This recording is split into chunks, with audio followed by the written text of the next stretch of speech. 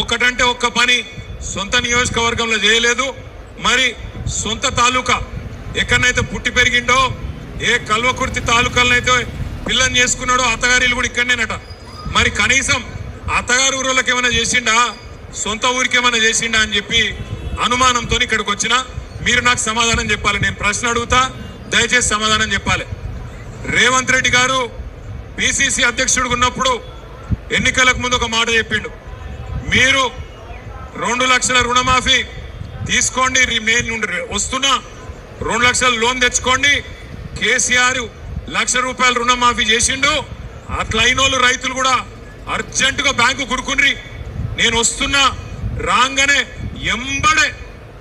ఎంబడే డిసెంబర్ 9 నాడు సంతకం పెడతా, 2 లక్షల రుణం మాఫీ చేస్తా అని చెప్పిండు. ఇక్కడ ఒక్కసారి రుణమాఫీ అయిన వాళ్ళందరూ శైలా పట్టాల. అరే కొంతమందికన్నా అయిందే, కాలేదా? కాని వాళ్ళందరూ శైలా పట్టాల గట్టిగా. కాలేదా? 2 లక్షల రుణం అయిందా కాలేదా? కాకపోతే గట్టిగా చెప్పాలి, కాలేదా?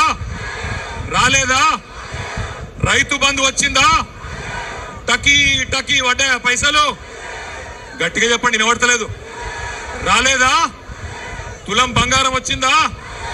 రైతు కూలీలకు 12,000 వచ్చినాయా?